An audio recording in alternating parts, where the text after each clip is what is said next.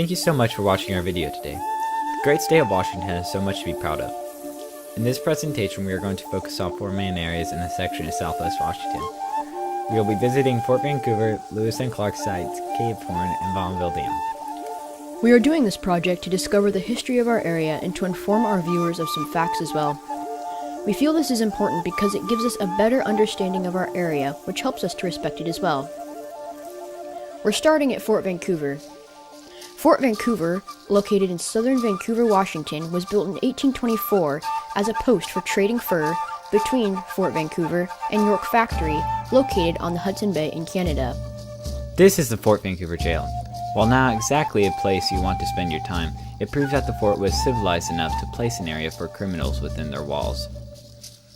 This was the counting house, where the man who counted all the money that was brought in by furs from the outside area into Fort Vancouver lived. He and his family resided here. They were essentially bankers, although their main job was, as said before, to count. They were very wealthy, especially for such times. In fact, they would be considered wealthy even today. This is where they dined, and this was where the money was stored, and we'll have a little look around the kitchen. We then went to the Carpenter Office, where we spoke with Lee, a volunteer. Okay, this is the Carpenter Shop, where anything that needed to be made out of wood or fixed onto wood took place.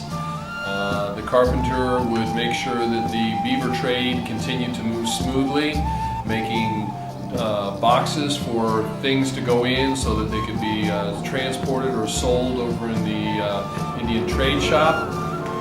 Things to carry stuff around from the garden, such as that box behind you there, would be transported for things that went into the fancy house. The people that were dressed like I am would be considered too dirty to cross the threshold for the pretty white house over there, because we took a bath once every month. Here Lee was kind enough to show us how the carpenters made wooden nails. Basically, he took a small carved log and hammered the stick through a table to make it perfectly round. This was one of the protective towers at Fort Vancouver. As you'll see in a minute, people would get up there and, if absolutely necessary, shoot cannonballs out of the open windows. Here is a view from outside one of the windows. This is the basic area of the fort. In the distance you can see Mount Hood. Beyond those trees is the Columbia River. There is the fur house, and you can see one of the cannons that we will see later down below. There, that white building is the Mclaughlin House, and beyond that is Pearson Airfield. This is an exact model of one of those earlier discussed cannons. This is the blacksmith shop, where metal tools were crafted, and it was a lot of dirty work like the carpenter, but it was very extremely useful. And this is the Mclaughlin House. It was where John Mclaughlin, the founder of Fort Vancouver, lived. He was extremely rich, one of the richest men the Pacific Northwest has ever seen. And he and his family were very wealthy. He had very many servants. And here's the inside of his house, as you can see, just based on their kitchen stuff. They were very rich. Alright, now going on from Fort Vancouver, we go to Lewis and Clark, also known as the Corps of Discovery. They made their way from St. Louis, Missouri to the Pacific Ocean. Meriwether Lewis and William Clark were the two men who led the discovery. This journey was designed to discover land west of the Mississippi River, record scientific findings along the way, and eventually reach the mighty Pacific Ocean. President Jefferson gave orders for them to record all observations. With the help of the native Indian tribes, especially their Shoshone guide, Sacagawea, they met their goals and became historical legends. This area was an area in which they camped with their crew as they grew even closer to reaching their ultimate goal. It is located along Cottonwood Beach. This is an overhead diagram of Bonneville Dam. It includes the powerhouses, spillway, and irrigation areas. In a minute, you will see the generators which power much of our homes and businesses as we live in the Portland metro area.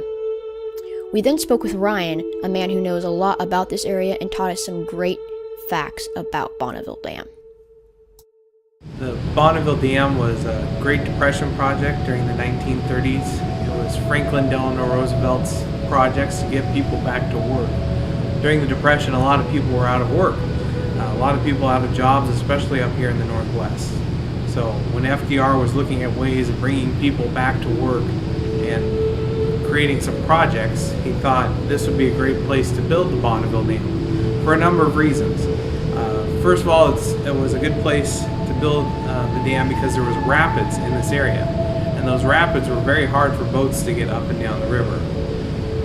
So the Bonneville Dam was really built here to improve navigation, to cover up the rapids and increase our commerce, the trade on the Columbia River, which helps to ship goods up and down and increase the economy of the Northwest. Also, it did provide jobs and provided hydropower for the region, supplying power for the rural areas of the Northwest. The dam is built in an area where the land actually dropped about 40 feet because of the rapids. So what the dam does is it uses the energy of that water falling to spin generators to make electricity. We have a total of 18 generators at Bonneville. There's 10 on the Oregon powerhouse and 8 on the Washington powerhouse. Bonneville Dam is located on the Columbia River, about 40 miles east of Portland, Oregon. Well, we're still doing our number one mission of providing navigation on the river. We have our new navigation lock that we built in the 90s to help with larger tows. Today we can actually take 5 barges and a tug through at one time, where back in the 30s our original lock could only take 3 barges at a time. Well, the Bonneville Dam is continuing to support our way of life up here in the Northwest.